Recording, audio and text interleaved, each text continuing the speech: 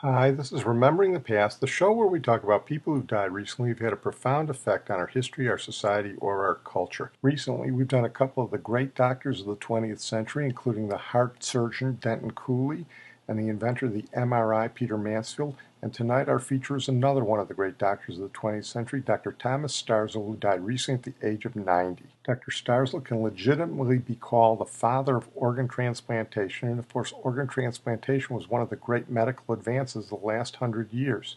He pioneered liver transplant surgery, did a lot of work in kidney transplant surgery, and perhaps even more importantly, was the prime mover of anti-rejection drugs like cyclosporin to make transplantation more feasible on a large scale.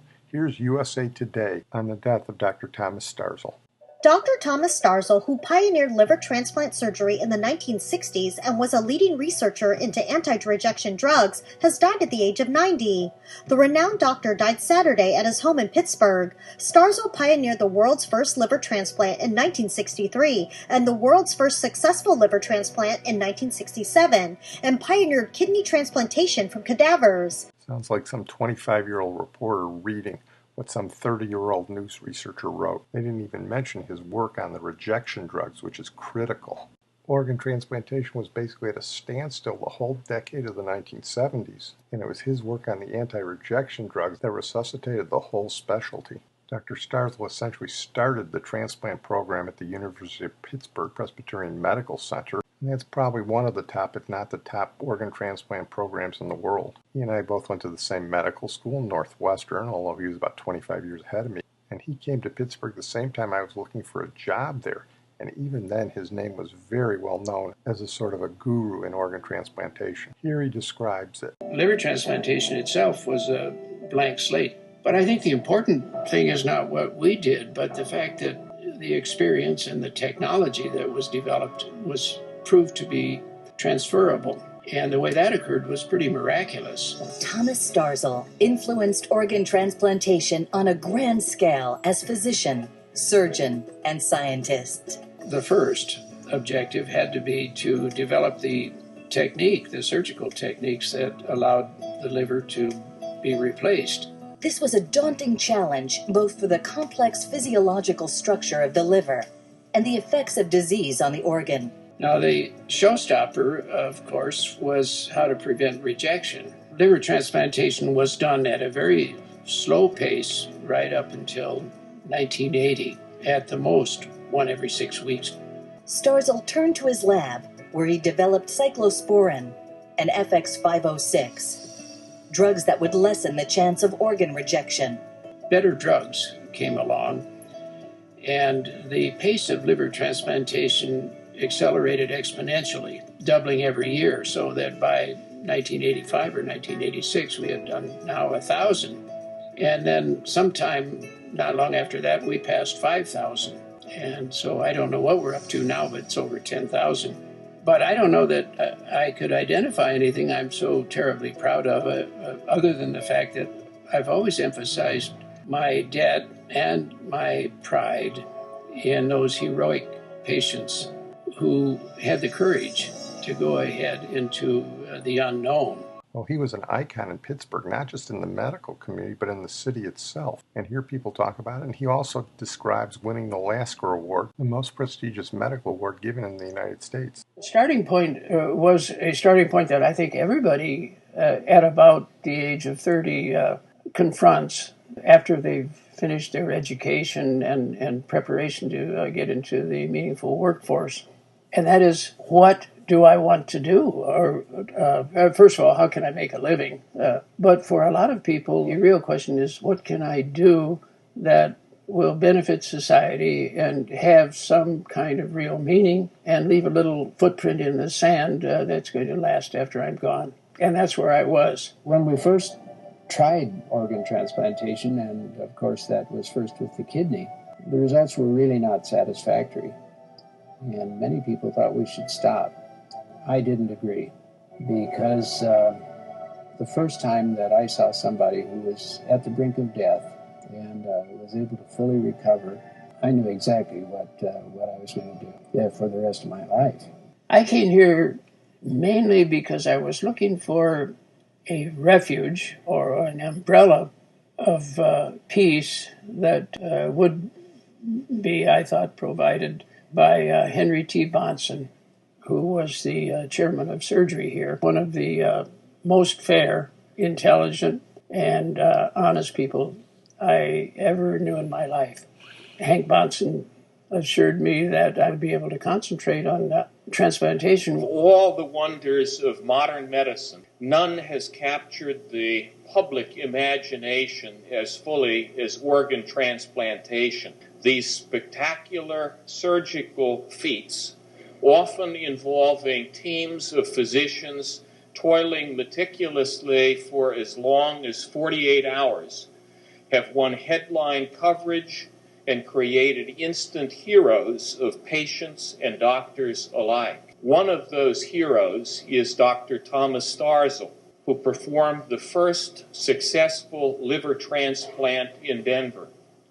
It was Starzl's team at the University of Pittsburgh's Transplantation Institute that made liver transplants routine and fine-tuned the intricate balance of immunosuppression drugs to fight the rejection of transplanted organs by the body's immune system.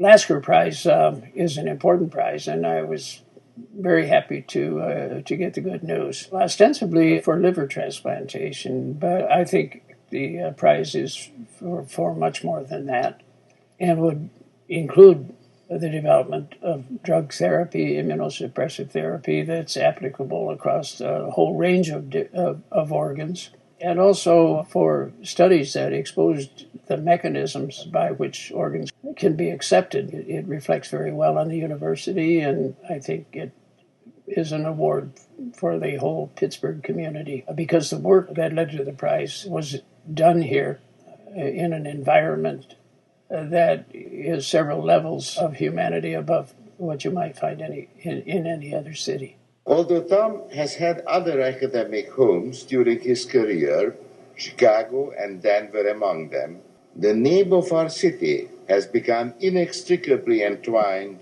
with the name of Tom Starzl and his work in organ transplantation. While Pittsburgh is not where Tom began his remarkable voyage of discovery that has benefited so many people worldwide, it is where his name will be etched forever, not only in the new signs that read Thomas E. Starzl Transplantation Institute, but in our hearts and our minds. Tom, congratulations.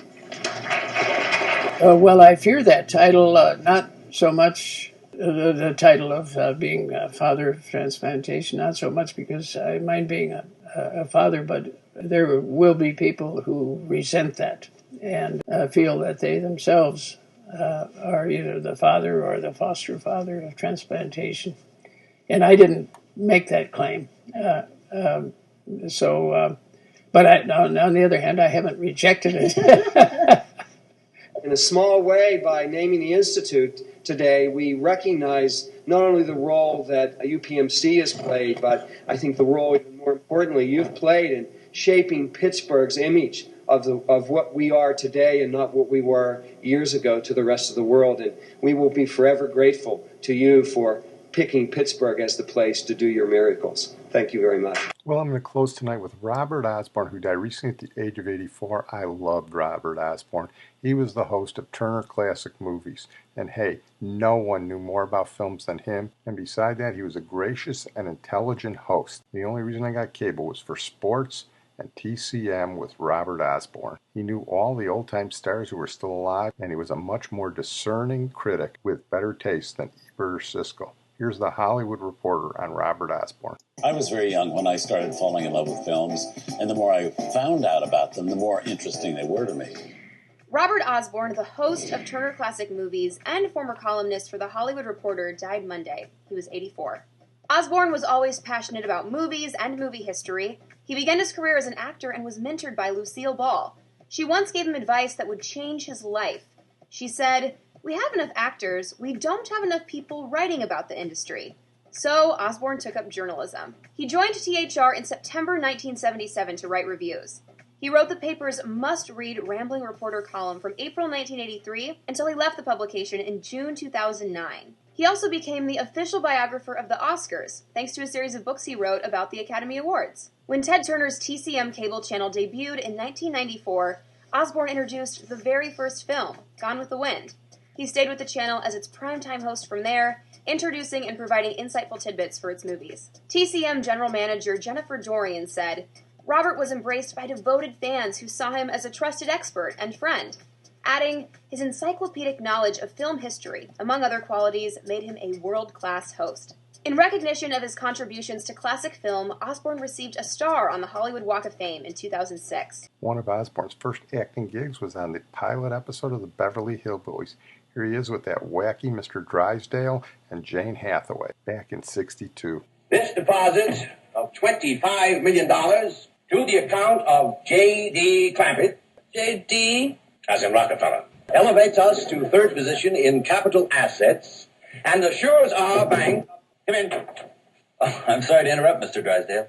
All right, Taylor. Well, are we all set to give the Clampetts a red carpet reception? Well, I'm afraid Mrs. Drysdale still isn't too happy, sir. Yes, I know. Oh, my wife is very upset that I got the estate next to ours for the Clampetts.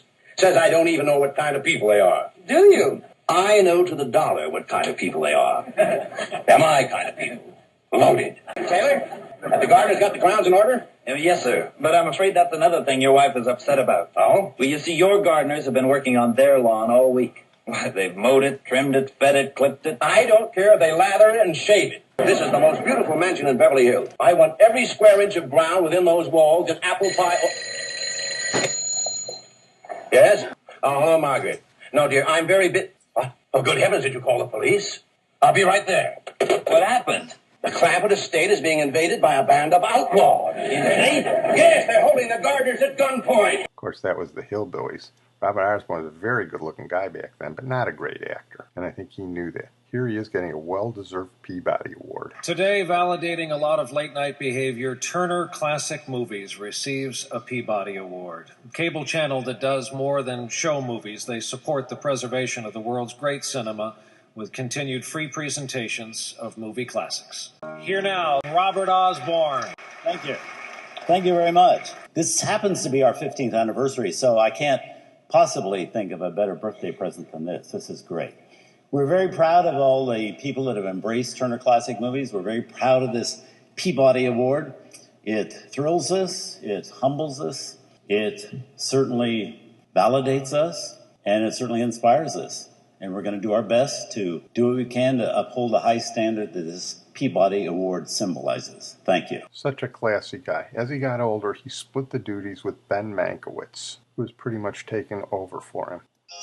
On April 14th, 1994, Robert Osborne became the first man to host films on Turner Classic Movies. Thanks for being here. Nice to have you with us. 10 years later, Ben Mankiewicz was asked to join Mr. Osborne as a second host. Welcome to Turner Classic Movies, everybody. Can these two men, as different as night and day, share the same network without driving each other crazy? This film has a very challenging narrative. I'll be honest here, the plot really doesn't make a lot of sense. Robert Osborne, revered movie expert and acclaimed author. This is a sensitive tale of love and loss. Ben Mankiewicz, irreverent talk radio icon from a legendary Hollywood family. Bottom line on this movie, total chick flick. Two distinctly unique personalities. Two totally opposite ways of looking at things. We don't know who's who. This is totally nuts. This is a powerful story, brimming with emotion. Every evening, the charm and sophistication of Robert Osborne. Weekend daytimes, the wit and wisdom of Ben Mankiewicz.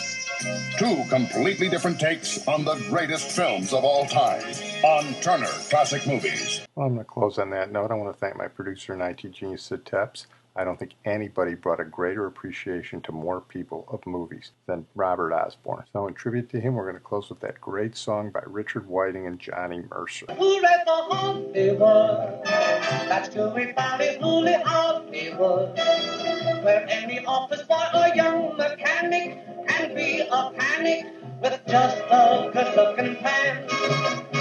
And any shop girl can be a top girl if she pleases the tired businessman. Hooray for Hollywood! You may be homely in your neighborhood.